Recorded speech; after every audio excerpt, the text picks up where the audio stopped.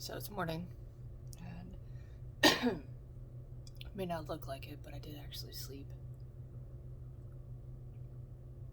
I woke up in the middle of the night freezing, and I was so tired that I could not figure out how to turn on the heat. So I bundled up and I found 5 blankets and I curled back up. I had to sleep on the couch last night because I live in fear. That's absolutely crazy, but I literally live in fear that somebody's gonna break in and not even kill me, just hurt me somehow. Somebody's gonna crawl out of a closet somewhere. Um, my wife knows this about me and goes through and she checks all the doors and she checks the closets, and it's a level of paranoia that when I say aloud, I know is not sane and probably not reality, but when you're tired and you're alone, it can become very real. Um, and part of the reason I'm here is to work through that and to make peace with it. Um, Part of the reason I've been okay on the road for the last 4 years is that I stay in hotels, and sometimes I'm not okay with it. Sometimes I go do the class and I haven't slept but 45 minutes. Concealer's a real good thing for those days, and now you guys know why my secret is coffee. So I tried to sleep in bed, but because there's mirrors in there, I couldn't. Every flash that went by, and every car that went by, and every car door I heard, and by jumping out of my skin the fifth time, I couldn't do it. So I moved into the living room area and I slept on the couch. Um, and it's pretty comfortable. I mean, I actually fit on the couch, 5'9", so being able to fit all the way on the couch is kind of a big deal. And I let myself sleep in this morning. I even rolled over at one point and I was like, all right, am I sleeping in because I want to avoid waking up to today, or am I sleeping in just because I finally get a chance to? I'm taking a break from life and I can actually sleep. And I realized I was excited to wake up, but my body was tired. I'm tired. My soul is tired. So I slept. I'm used to my body automatically waking me up between 5:30 and 6, which I did. I woke up at 5:30 and looked at the alarm or looked at the phone. I don't even set an alarm anymore. And I was like, nope. Mm-mm. And then about, I think it was 7:30. And I don't know if anybody else does this, but I have to know what time it is. I cannot go back to sleep without having an awareness of time. And I've always tried to figure out what that stems from. I have this one story popping up in my head, and maybe it's from that, maybe it's not. I very vividly remember him coming into my trailer because I wasn't allowed to be the only one with keys. So I couldn't guarantee that I was the only one in my own trailer. And he woke me up by kicking me in the ribs, because even then I didn't sleep in my own room, in my own place. I would often pull the bed or the mattress, because I didn't have a full bed. I'd pull the mattress into the living room and I'd fall asleep either listening to the radio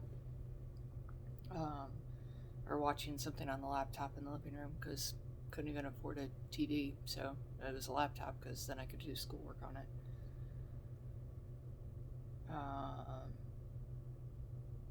I came in and he kicked me in the ribs until I woke up. I'm still always curious why he never slapped me in the face. And he started screaming at me. Goddamn cunt, you should be up for work right now. You're so lazy. Why don't you ever get up? Why aren't you at work? And he only called me that when he was drunk. Like, super drunk. He had to have been drinking all night, and I couldn't tell if he woke up that way, because sometimes that was an option. Or if he'd been drinking, sometimes he carried a bottle with him, and sometimes he didn't. See, that was a sneaky thing about him. He didn't usually have his substance with him. Hell, I didn't even know what an alcoholic was until I was in 8th grade. Didn't even know that drinking could turn you into a monster. So, whatever he was on and however fucked up he was kicking me in the ribs and waking me up, and it was 5 a.m. on my day off. And so, I was trying to get out to him that I didn't have to be at school that day. I didn't have to be at work. I was working 2 jobs and in high school.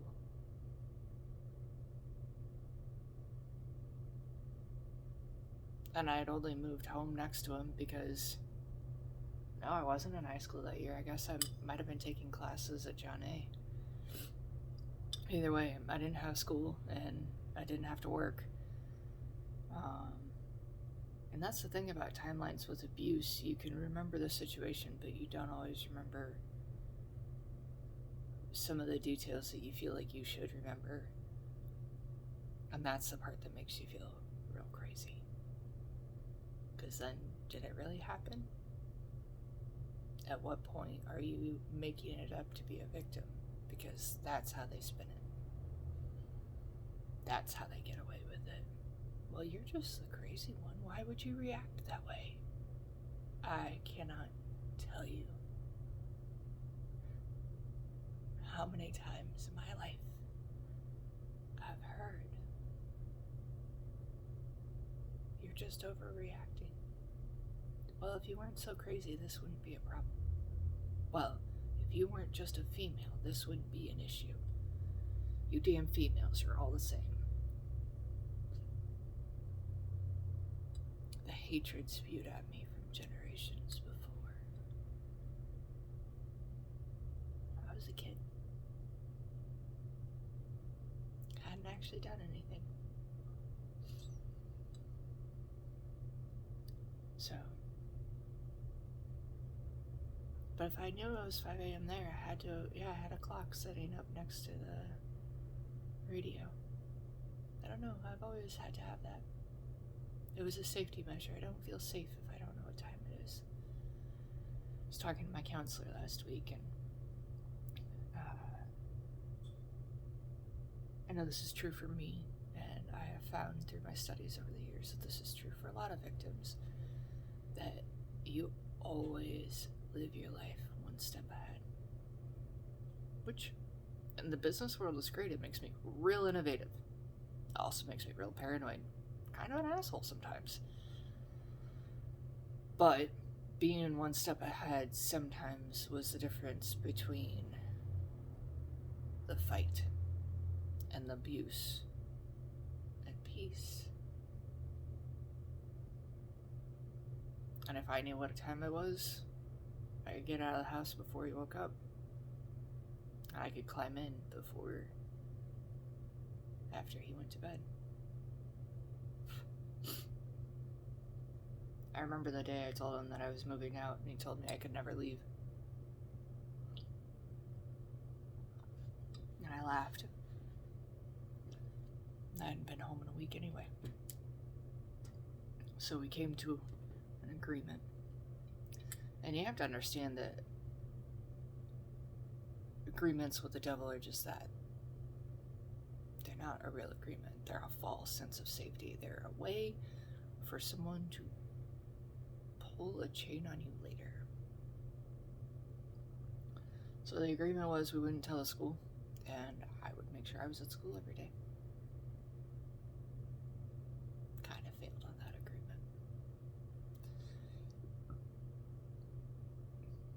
I don't even remember it being intentional. I don't even remember it being a stick it to the man. I look back now, and man, did I play his games. I manipulated him just as much, just to survive.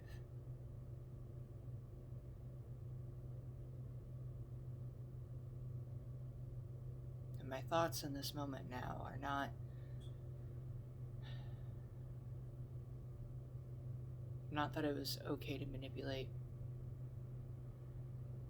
Not that it wasn't okay. Just, it was.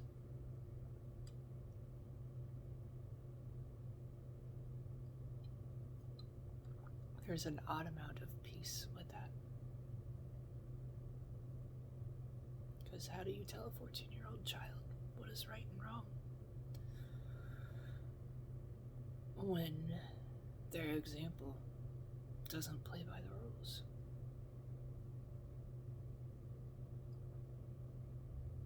Or, more accurately, changes the rules on their own whim. And so that's what you learn to feel safe with, are the people that change the rules. Because that's what becomes normal. So people that break the cycle have to break the cycle of what feels normal based on insanity.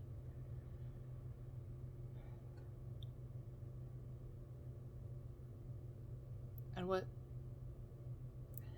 I don't want to say what makes it crazier, but what's more ironic to me is that it was so normalized to me because I kept finding other people like me. Other kids with chaotic, crazy stories, with parents that hurt them like this, with people in their lives that were family members that shouldn't have, but did.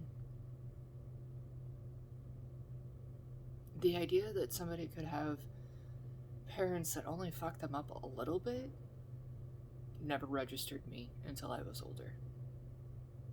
And now that I have a kid of my own, I often wonder, is that the statement I'm going to pay for therapy on later? Is that going to be what gives my kid the eating disorder? Is that going to be the phrase that makes my child have meltdowns and go to the bottom of not 1 but 2/5 of Jack and still be able to walk on her knees because she's going to prove to everybody that she can fucking walk? By the way, the answer is no.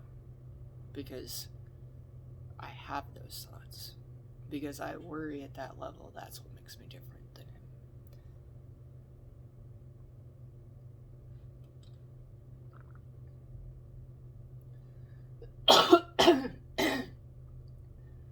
So, this morning, I will go through my Post-its. Last night, I sat and I have littered this apartment with a timeline. Just stories, Post-its on stories, whether it's names, places, dates, whatever. Just creating stories. And I'm going to go back through them today. And I'm going to add to them.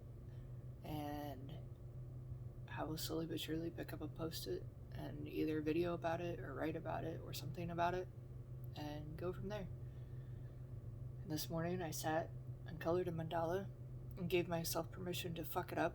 Because even coloring a mandala gives me anxiety because what happens if I screw it up? It is a mandala. It is a piece of paper. That should not give me anxiety to screw it up. What happens if I don't do it perfect? Then I throw it away. The likelihood that anybody will ever see this piece of paper I color is like... But having to work through that this morning was an eye-opener for me, and I treat a lot of my life that way. Well, I treat my life one of two ways. I either treat it at that level of critique, or I don't give a fuck, and there's just not an in-between. So I either move like a sloth, and I do nothing, or I move at 200 miles per hour. That's how I roll. I'd like to learn a little bit in between. So I opened up a podcast this morning. Good old Spotify has a ton of podcasts. So I looked up a meditation podcast. I meditate on my own. I've done a lot of studying. But this week I want it to be easier. This week I want to not fight so hard. I had a therapist. Her name was Anne. She told me once. She said, life isn't actually this hard. I cried for hours because I could not comprehend what she said. I don't understand what you mean life isn't this hard. She said, well, it might be this hard for your brain, And it might be this complex because of the life you've lived. But life doesn't actually have to be hard.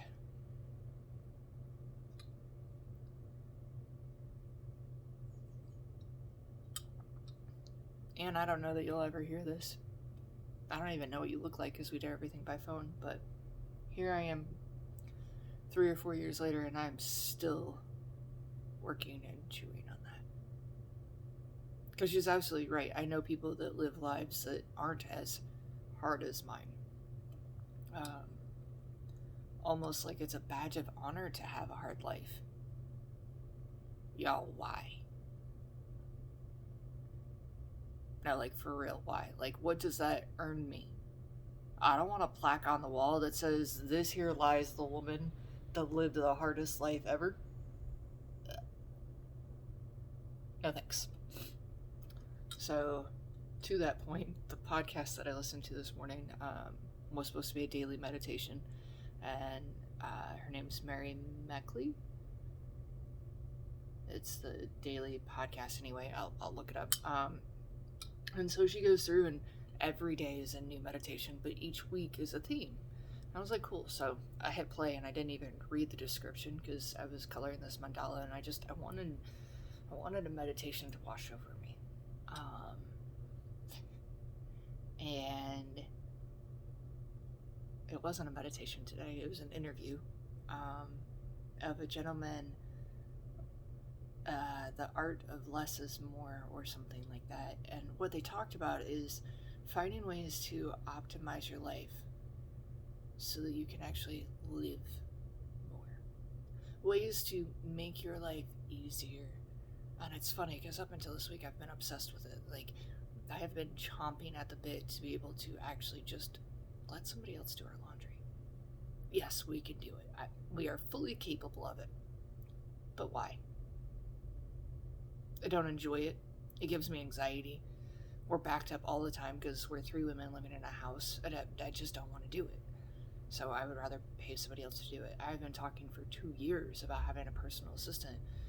Not because I'm some big hoity-toity that needs one, but I live in a world of ideas. And I want to be able to do more, and I'm just one person. And one person can't do as many things as what lives up here. One of my mentors told me my job in this life isn't to do all the things. My job in this life is to create more jobs.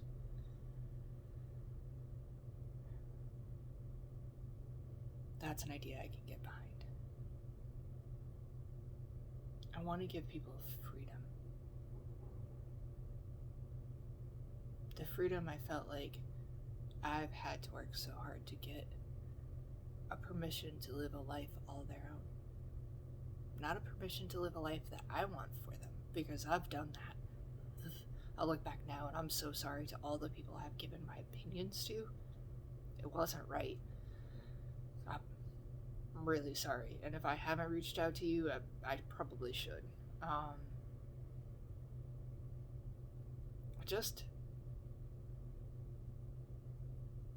want people to have permission to live their life. And I want to spend this week giving myself the permission to do the same.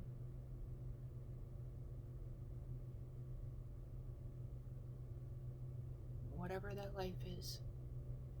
So I'm going to spend today going back through my timeline and adding post-it notes.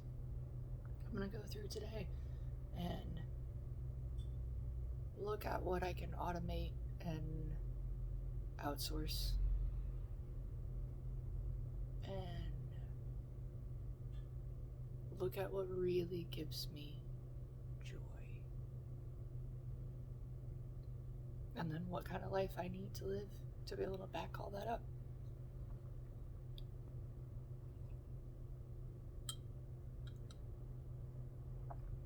So, yesterday I set the intention for grace. Today, I'm going to add joy to the list.